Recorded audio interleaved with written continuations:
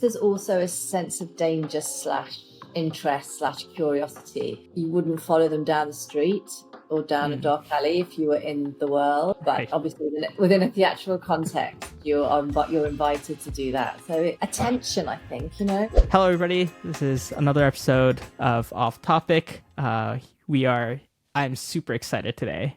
This is one of the few remote interviews that we've done, but I absolutely had to jump on this chance because I'm here today with Maxine Doyle, who is the choreographer and director for Punchdrunk, a theater company that is probably most known for production of works like Sleep No More. Maxine, thank you for joining us, and it's an absolute honor to meet you.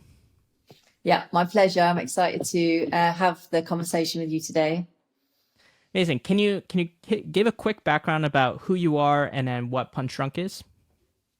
Yeah, so I'm a choreographer and a director. I trained in contemporary dance originally, but I've always had a passion for stories and theatre. I had a small touring dance company quite a while ago now, back in the sort of late 90s. And then in the early 2000s, in 2002 actually, I met Felix Barrett, who is the visionary artistic director of Punchdrunk. And Punchdrunk is a theatre, in inverted commas, company, really focused and interested and excited by audience experience and sort of breaking the rules of traditional proscenium arch spaces. In terms of choreography, like how did you get into that? And what kind of inspired you to go down the path of being a choreographer? Well, I'm a classic example of being inspired by an amazing teacher in my secondary school. So I think I'd done the classic, like, go to ballet lessons when I was 5 and lasted about 2 weeks because I didn't like the regime, the discipline, or the rules. As my mum said to me, she said, "Oh, you just always wanted to do your own steps." And then I had a secondary school teacher. She had a dance club in secondary school, and I've got a very strong memory of like seeing this. It was quite contemporary dance. It was super different and physical, and watching these dancers when I was 12, I was peering at them like through the gaps in the doorway, dancing as they were dancing in the school hall. And then there was an audition for dance club. I did the audition. I didn't get in. I went away, worked really hard, and then did another audition and then got in. And so my sort of history isn't sort of conventional in that way, but we just did amazing shows. And I think I started, as soon as I started dancing and moving and training, I started making dances and making shows. And then I did a degree actually in dance and English. And then I did a master's in choreography and pretty much started making work. Yes, from that point. But by the way, when you kind of choreograph something, does that, do you have like a vision of how it should look, and then do you try to kind of replicate that, or is it kind of, do you do it yourself and kind of move along and kind of figure it out on the way? Like, what's kind of your process there? I mean, I've been making work now for like 30 years. God, maybe a little bit longer than that. In the beginning of making work, it was about figuring out sort of the way that I was interested in moving. But then I actually figured out quite early on that I wasn't very interesting as a mover. I was much more interested in people around me and much more inspired by individuals in the room. So jump 10, 20 years ahead. My process is very collaborative, so I don't make movement. What I do, and I think this is where Felix and I are quite aligned when we work together.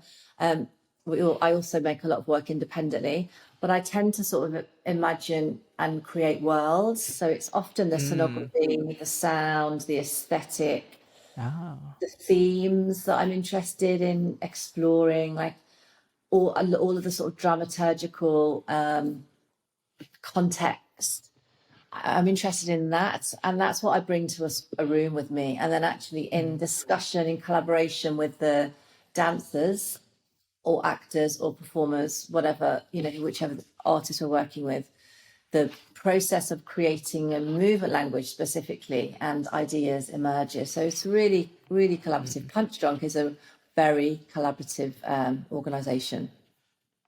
Well, I think, let's get into Sleep No More. I think if you look at the mask here, I've only been once. I've only been once, unfortunately, and I'm kicking myself for only being able to go once. I went because I saw that it was closing last year in New York, and I was able to go. But it was by far probably the most memorable and one of my favorite things I did last year.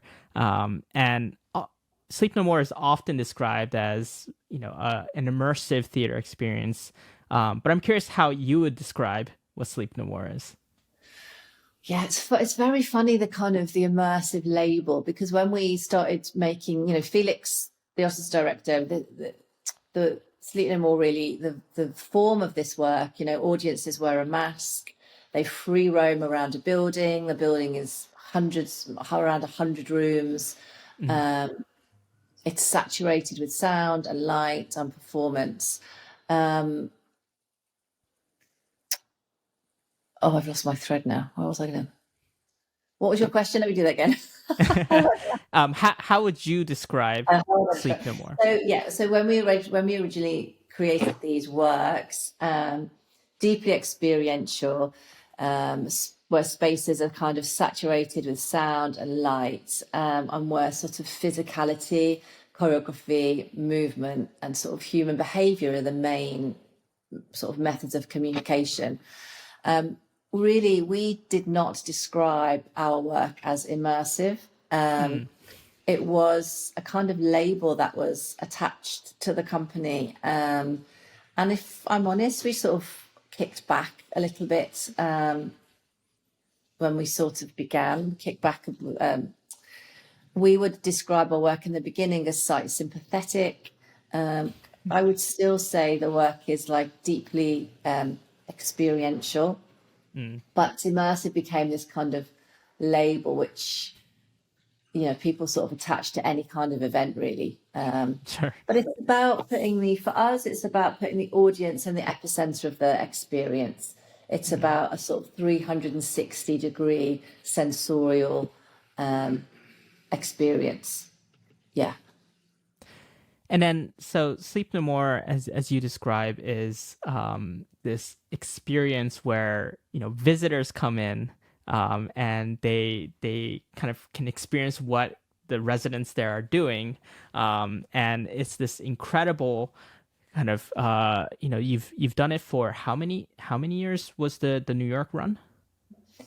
The New York run was 13 years with that little 2-year COVID hiatus. Right. And how much change was there over those years? Was it kind of set in stone from the beginning, and it's always been kind of the same thing, or has it kind of evolved over time? No, I mean, the first iteration of Sleep No More we created it in 2002. So maybe people don't know what Sleep No More is. It's a sort of site-specific version of Macbeth. We tell the story of Macbeth without words. It's sort of we play it through the lens of kind of film noir, deeply inspired by like the works of Alfred Hitchcock. It's a kind of suspense thriller where audiences wear a mask and they are free to roam over 100 rooms of a building. And they might meet many different characters during the course of their kind of evening. Yeah. Lovely. This mask in particular. Yep. Yeah. Which, look, conventionally in theatre, historically, we're used to performers wearing masks in lots of different cultures. So in our work, the audience wear the mask and they become the kind of the chorus or the voyeurs. But it began actually in the first version was the first collaboration between Felix and I. That was in 2002. And that just ran for 10 nights, for 40 audience a night in an old boys' school in South London. And that was really just the essence of the show. And then several years later, we sort of reimagined it for another school, but this was this high school in Boston and Massachusetts. So we evolved the characters and the stories and the scale of the design a little bit more, and then jumped forwards another couple of years, and we sort of created the New York version. So it's and then a version in Shanghai, and now we have a version of it in Seoul. But the show has never stood still. It's really stood the test of time. And in part, that's because each iteration, we have evolved the choreography, we've evolved the lighting, we've evolved the design. So it keeps growing, and so it still feels like it has a sort of resonance to a contemporary audience. What about like within the New York, version? Did that kind of change over, the 13 years that it was running, or, did that stay the same? I would say it evolved in its detail rather than in any epic sweeps. I mean, one of the things that happens to a show over a decade of performances is you have regular cast changes. Right. And because we're really interested in sort of individuals, and we work with a real diverse group of artists in terms of culture, experience, and age. So we might, we have had examples where we might have had a 22-year-old perform the role of Mrs. Danvers, and then that role then was taken on by an amazing artist who was, significantly senior to that. And that, so the roles would often, the show shifts often in relation to the artists that become the sort of characters. I'd say that's the greatest way in which New York evolved, actually, was through the experience of the artists who inhabited those characters. Interesting. And how much kind of freedom do you give each actor, actress, that, you assign, and you help kind of evolve into that character? Do they, have a lot of freedom and leeway in terms of interpreting it themselves, or is that something where you kind of really guide them towards a single kind of goal? Yeah, well, I'm going to be this is something that is very important to me and is very specific, is that these shows were created and are inhabited by contemporary dancers. So they are, by their nature, great actors. That's why we describe them. People tend to describe them as actors, but the skill of the show and the content is because the cast are contemporary dance trained. We have a niche.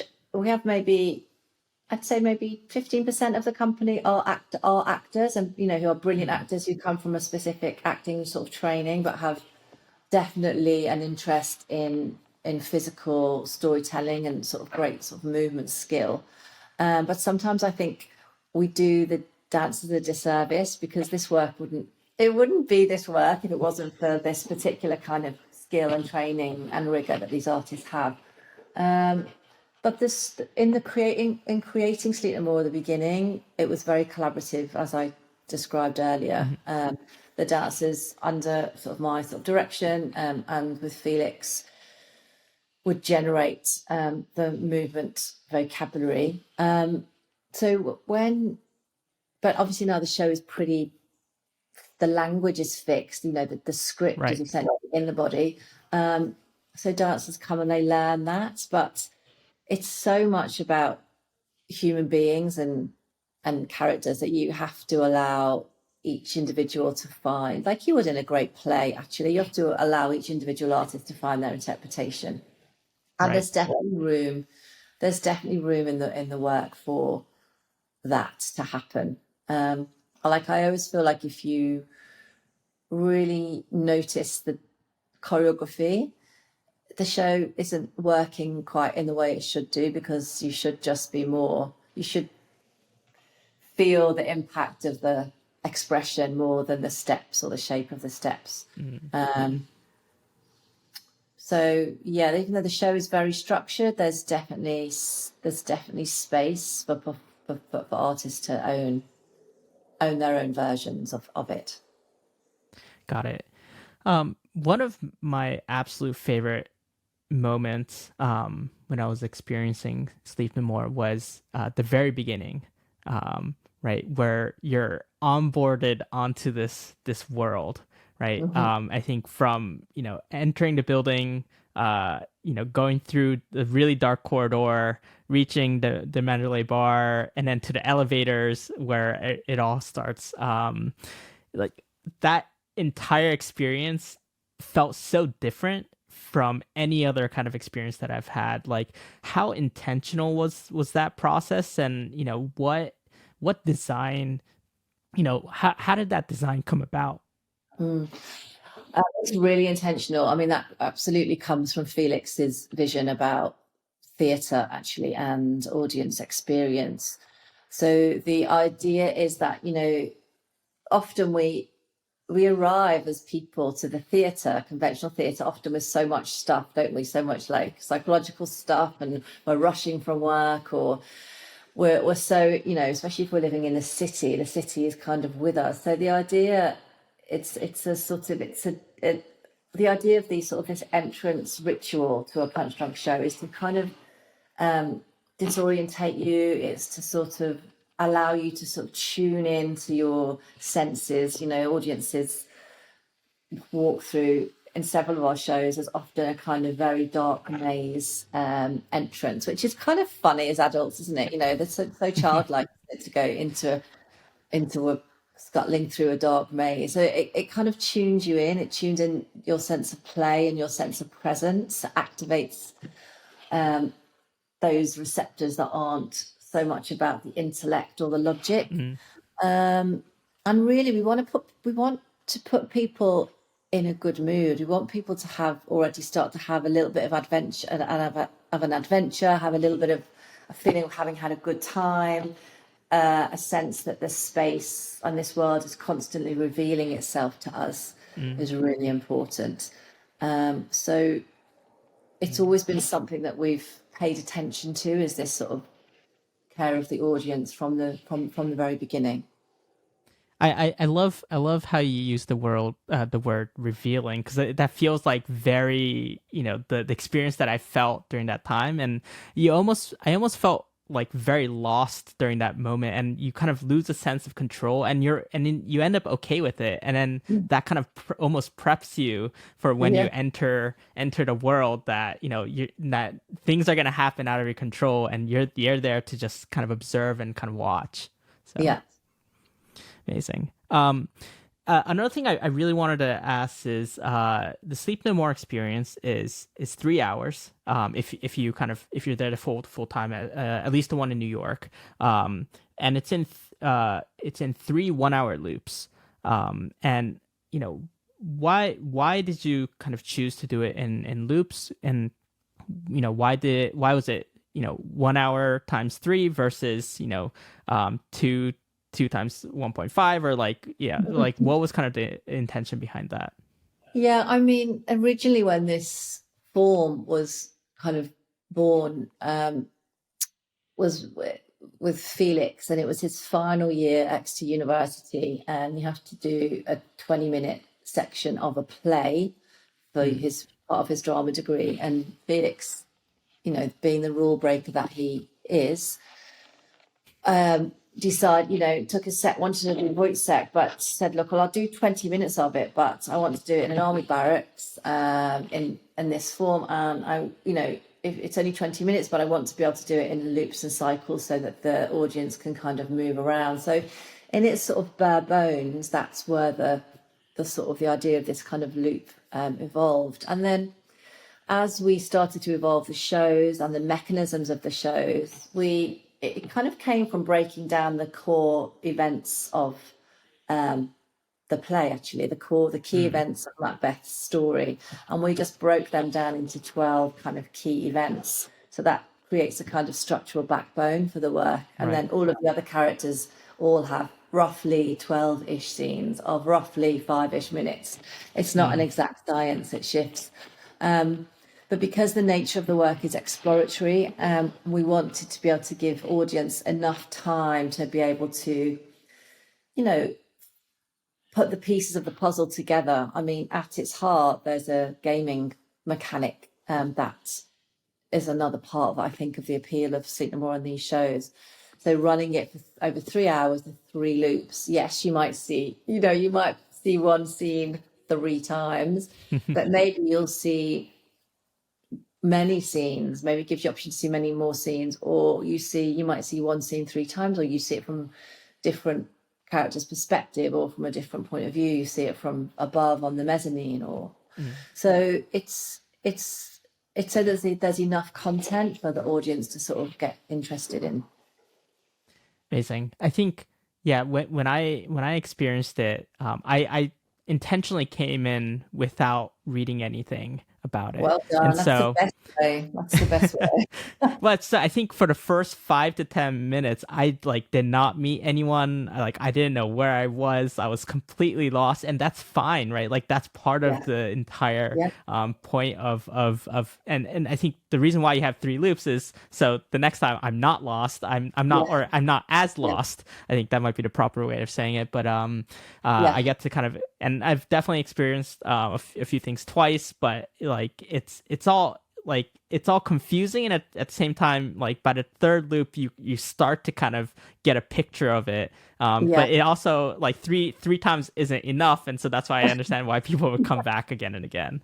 I mean, I think there's 19, I never know, I should know by now because it shifts a little bit, 19 or 20 characters, I think, plus the characters that you meet in the bar space. So that all of those stories are happening simultaneously at the same time across the building. So it's part of our nature to be in control, to want to know everything. And actually it's impossible to get all of this. You'd have to come, I don't know, I think maybe eight times, if you were really rigorous, you could get pretty much all of the show.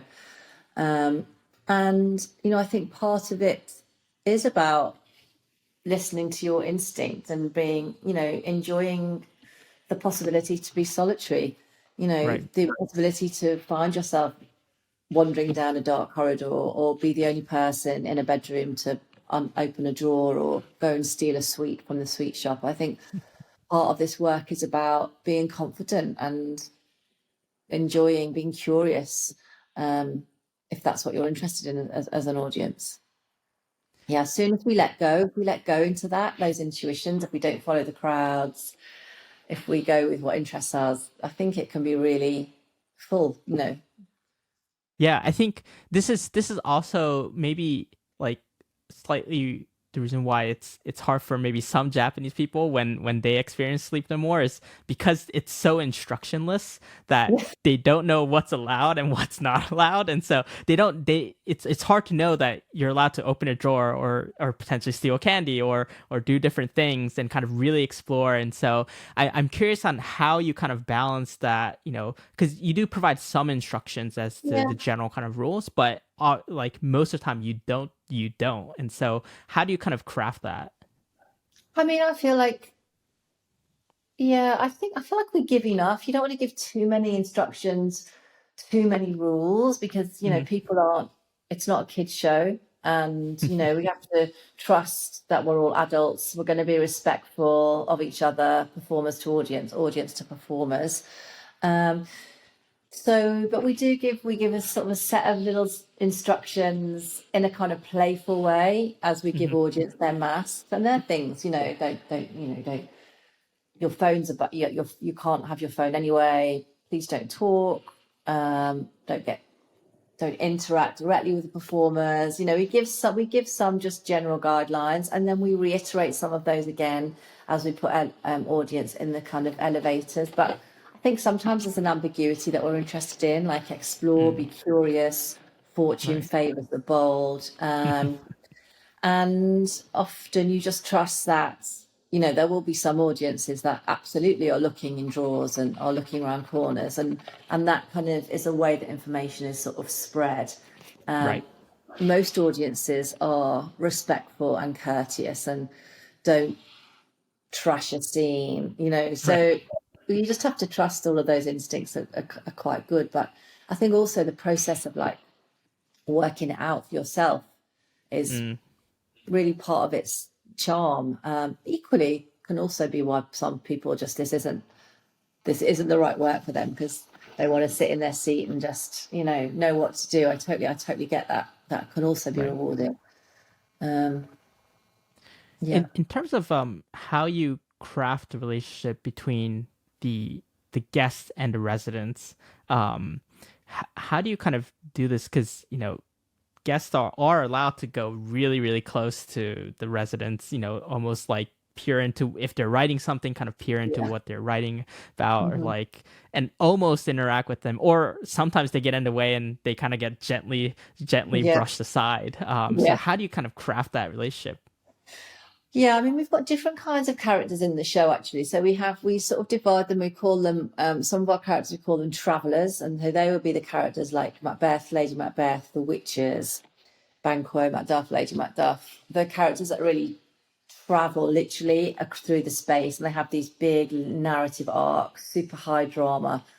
Often the really physical, really choreographic, really athletic sort of stories. So often, if you're interested in that kind of character, then you're often following and chasing after those kind of stories. And I don't know what, just our instinct as humans, when there's really kinetic physical action, we work out, we need to move out of the way. It becomes, I like it. I like thinking of it as like, a lovely duet between the audience and the performers.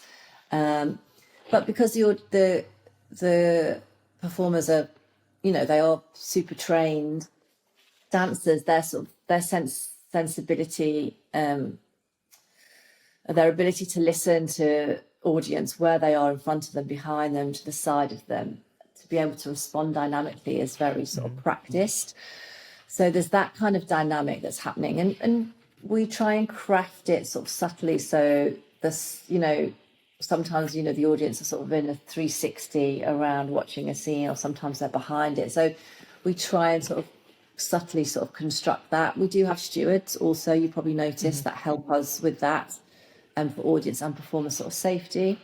And then we have another range of characters, we call them the residents. And they tend to be the characters that are a little bit more theatrical, a bit more durational, that kind of spend more time, like the porter. You kind of almost always find the porter in the hotel, or the taxidermist you find often in the taxidermy shop, or the speakeasy barman, he's mostly in the bar. And their rhythms are a bit more real, so you can you see a character's writing a letter, and it doesn't feel intrusive to go and peer over their shoulder and read that letter. Or you watch a character, the tailor, cunning man character, making a lot, sewing trousers. So sometimes you sort of get quite quickly as an audience, this action is just happening, and it's just happening in real time, so I can engage with it this way. And it's really about the balance of that, because if there was just lots of sewing happening, then the show would be a bit boring. Equally, if there was just lots of frantic drama, that would equally be not so interesting. So it's about the sort of balance of pace and rhythm and dynamic tension that we're exploring. And I love how the dancers, the folks in it have a very good sense of spacing, right? They're into their role, but they understand where people are, and they can situate themselves to maximize their performance. You mentioned in a previous past interview that you really like dancers, or you're excited by dancers who have a kind of danger. What did you mean by that? I suppose it's a funny word. I suppose I mean lots of things. I mean, in a very simple way, I like that. I, Felix, we enjoy dancers. I've got, especially for Sleep No More, actually, that are really physical. Because lots of the work is climbing up walls, jumping over furniture. It has an athleticism about it, which I think is exciting for audiences. So there's that kind of feeling. I suppose there's also a sense of danger / interest / curiosity, an ambiguity in a character that maybe you wouldn't follow them down the street or down a dark alley if you were in the world. But Right. obviously within a theatrical context, you're invited to do that. So it's attention, I think, like the best movie actors that we enjoy. There's a kind of tension in that is exciting in some performers. And again, you don't want, if everyone is dangerous, then you need a range of archetypes and sympathies. And equally, I love those characters, those performers who are really empathetic. You think about like the Lady Macduff character in our show, you want to protect her, you want to sort of defend her, and you support her when she's kind of being strong and defensive. So you need a range of qualities. And that's all part of the world that you're kind of building and designing around. It's not to make it too extreme on one side. It's to kind of really kind of create this sense of balance within it that makes it exciting and yet calm at the same time. And that tension, I guess, is what makes it really interesting. One thing I didn't realize until Partially Away is the amount of music incorporated within the experience. And can you talk a little bit about what the music, how the music kind of works? What I kind of thought was that if you kind of follow the music, you're kind of led into where some of the action is. But can you talk a little about the process behind how you designed the world behind it? Well, Stephen Dobby is our amazing sound designer, and he's brilliant, and he's a combination of sort of sourcing music, crafting these very intense kind of soundscapes. The building is divided into different sound zones, and we always have like a kind of bass pedal note, like a sort of drone, a Badalamenti David Lynch drone that just populates the whole space. So it's really important that the space always has some sound texture. And actually what we've done, and I think we've done this really, really well in Korea actually, is the sound system there is great. So you can really localize kind of sounds if you want to. So there's music, there's music for atmosphere. So Stephen will sometimes, he'll just create these sort of sound scores for when the spaces are empty. Sometimes that means you can hold big orchestral scores that just fill the space. There's no performer there. And then sometimes the score will support the choreography a little bit more. It's a balance of sort of big orchestral, sort of filmic. Everything in our work is very sort of filmic and sort of cinematic. Sometimes there's songs that just illustrate the narrative a little bit more, that you can attach to a character. And I think that as you've suggested, the sound shifts, and sometimes the volume increases to help direct audience's attention towards the action. So a space can just be very sort of feel static and just have a low pedal note, and then a character can enter the room, and then as they enter, the sound world kind of kicks off around them. So, and actually we use light in a very similar way. So all of the space is beautifully sort of lit and designed, and again, specifically more so in Seoul, we've worked very much on really highlighting the action. So you get this beautiful contrast between these dimly lit, moody spaces and then the kind of cinematic lit scenes. Is the reason why the Seoul experience you feel is the sound and the lighting is different is because it I think it was formerly a movie theater, correct? Yeah. Do you think that's partially the reason why, or is it you guys have learned kind of the kind of what to do from the New York experience and kind of transitioned it over? Yeah, I think sort of combination. I mean, we always start with the building. So I think, as we, having the cinema offered very different kind of sets of possibilities than previous spaces because of the rakes, because of the sort of scale and height. Obviously, sound is going to travel and work very differently in those kind of spaces.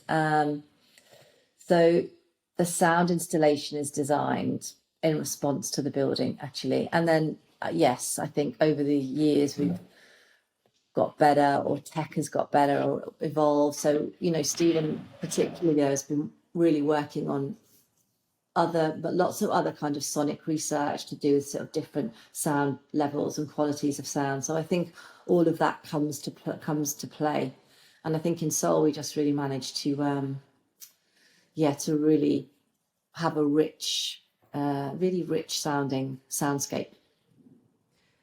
Have in the New York experience, and you can also comment on the kind of Shanghai experience and the Seoul experience as well. But were there any kind of limitations within kind of the building itself that where you weren't able to do something that you really want to do? Let's say, especially in the New York experience, because that's already ended. Was there anything kind of like either like building regulation wise or some sort of limitation within the building itself that prevented you from experience?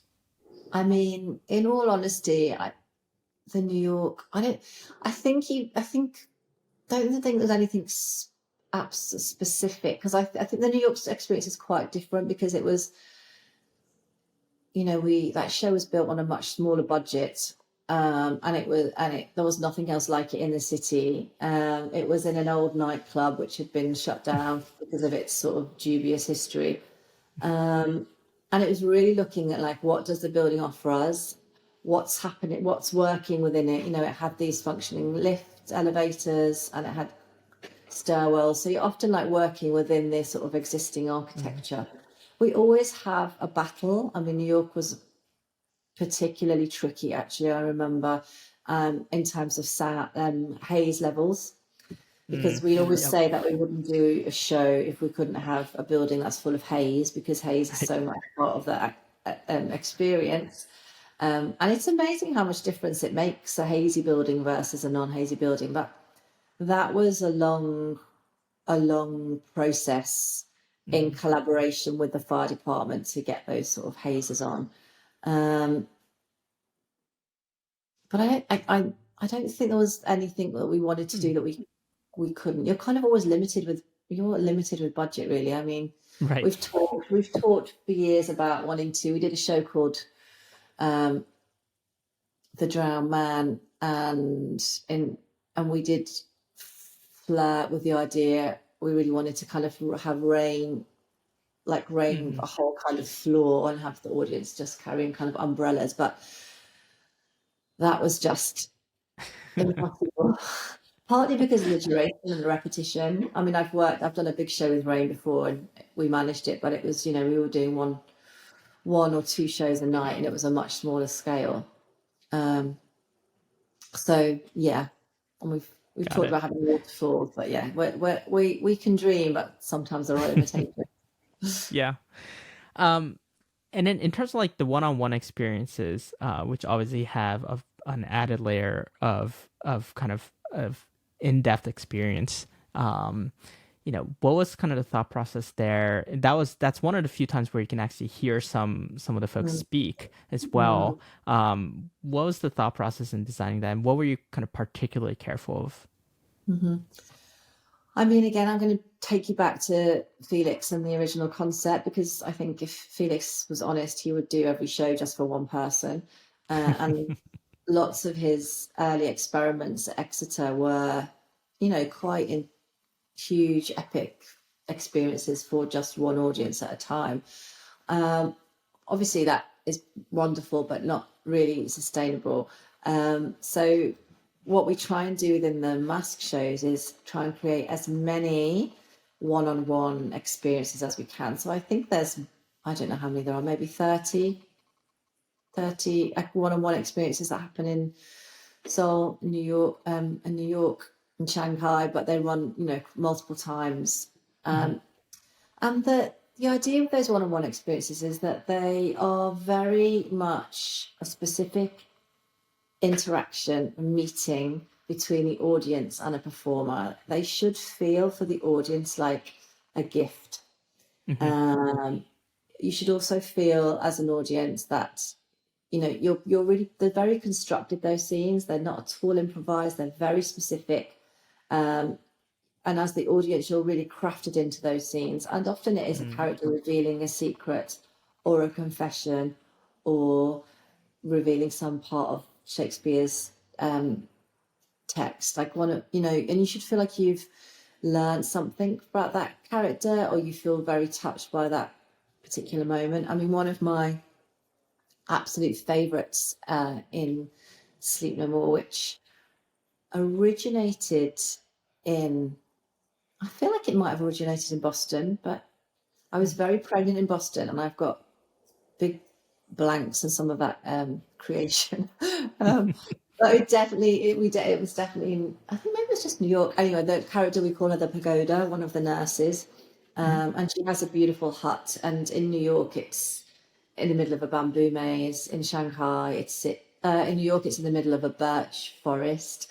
In Shanghai, you discover it through a bamboo maze. But she meets you, she catches your eye, she holds out her hand, invites you into her little hut, sits you down, gently locks the door behind you, and then proceeds to give you a cup of tea. And then as you're drinking tea with her, she tells you this story from Wojciech, the grandmother's story about a little boy who's lost. And it's like a beautiful little lullaby, really soft and tender, but totally edged with tension. And I mean, we have had so many profound reactions from audiences in response to that, because we all have our own histories we bring to it. But you feel like, are you talking, you know, was she the little boy that was left on the moon? You know, you have a very particular insight to that character. And there's lots of one-on-ones, different flavors, like I was saying earlier, different tensions that pepper the space. But if you do get one as an audience, it gives you a different sort of reading of the whole show. Did you have any? I did not. And again, I'm kind of kicking myself.